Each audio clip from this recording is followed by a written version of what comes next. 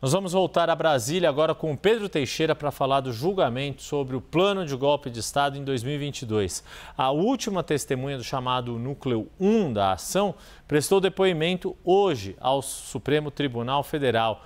Trata-se do senador Rogério Marinho, do PL do Rio Grande do Norte, que foi ministro, por coincidência, da Previdência de Jair Bolsonaro, e ele afirmou que o ex-presidente estava preocupado com o que chamou de excessos e esperava, abre aspas, civilidade na transição do poder. Pedro Teixeira vem aqui para a tela. Eu citei que Rogério Marinho foi ministro da Previdência, mas ele também foi ministro do Desenvolvimento Regional.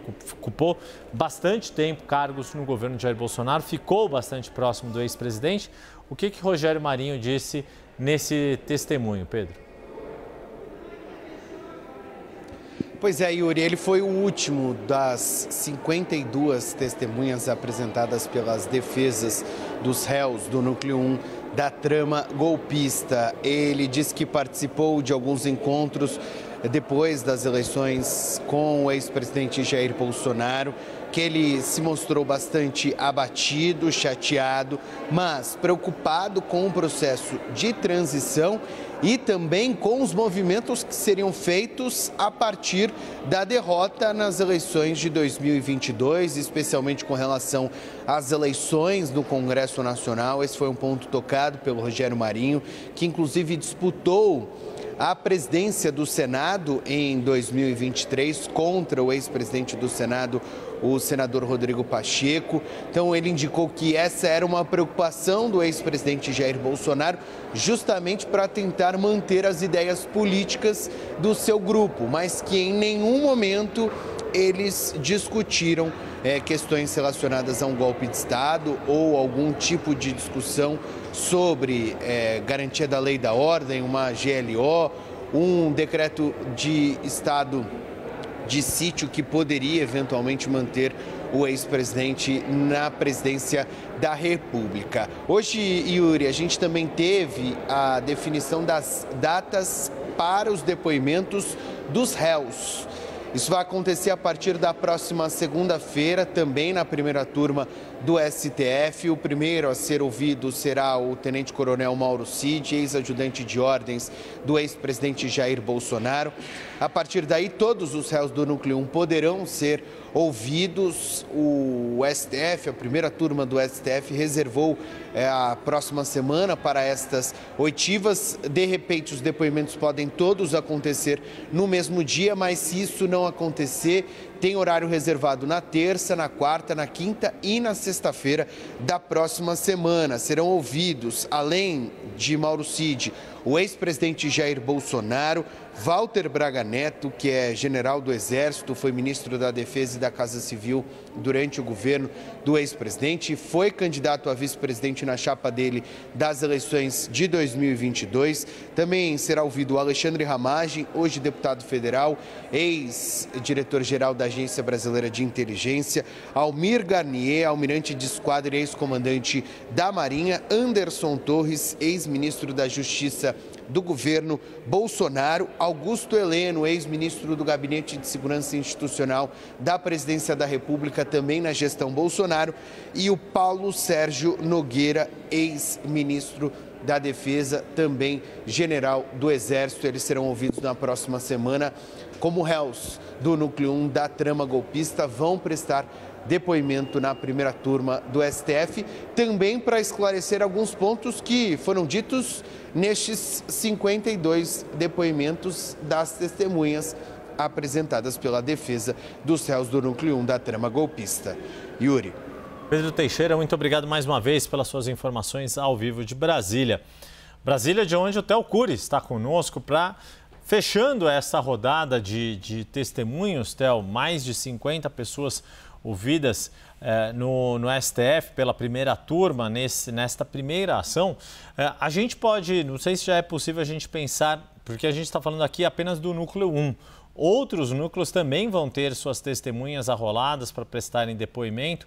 O quanto esta agenda de julgamentos ainda vai longe pelos próximos meses e o quanto que ela, a despeito do que se prevê do julgamento deste Núcleo 1 ainda neste ano, Theo, ela deve acabar invadindo o ano de 2026 com os demais núcleos da denúncia da PGR.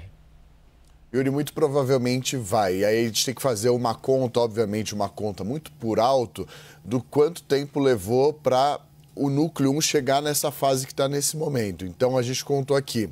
A denúncia foi apresentada, a denúncia foi aceita pela primeira turma do STF, logo na sequência o acórdão foi publicado, o acórdão oficializa a decisão do Supremo Tribunal Federal, já estava tomada, obviamente, mas formaliza a decisão tomada. A partir da publicação do acórdão, o processo muda de nome, deixa de ser um inquérito, vira ação penal.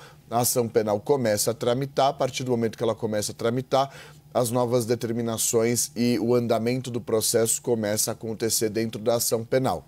E aí a gente viu, por exemplo, o prazo para as manifestações das defesas, para a manifestação da Procuradoria-Geral da República, para a determinação, para marcar as datas de audiência, para que houvesse a definição de uma data para os testemunhos, para as oitivas das testemunhas de defesa e de acusação e logo na sequência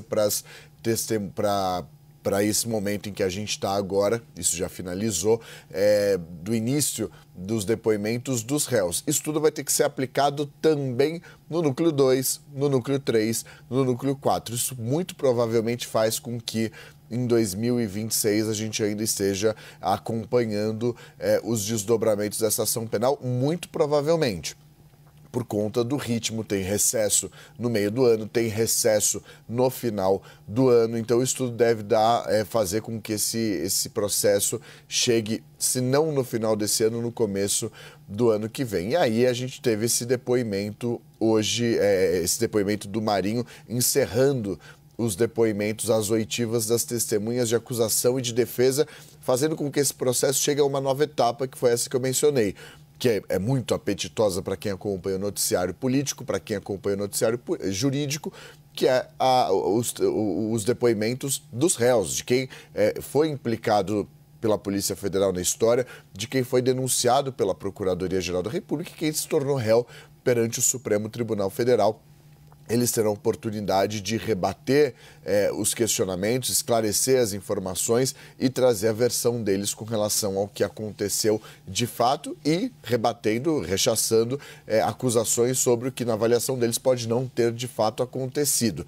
O do Marinho, esse depoimento, Yuri, é importante porque se junta a outros na mesma linha do que, por exemplo, Hamilton Mourão disse, do que Tarcísio Gomes de Freitas também afirmou ao Supremo Tribunal Federal, de que havia uma boa vontade do governo de Bolsonaro para que houvesse a transição. Muitos integrantes do governo do presidente Lula rechaçam isso, criticam isso, disseram que foi difícil de ter acesso às informações, aos dados, que o ex-presidente estava triste com a derrota, ficou enclausurado ali e essa preocupação que ele menciona com os excessos. Então, vai na mesma linha de outros dois integrantes, obviamente nenhuma surpresa com relação a isso, mas mostra como há essa mesma toada, né, esses depoimentos de ex-integrantes do governo, seja ex-ministros ou o ex-vice-presidente.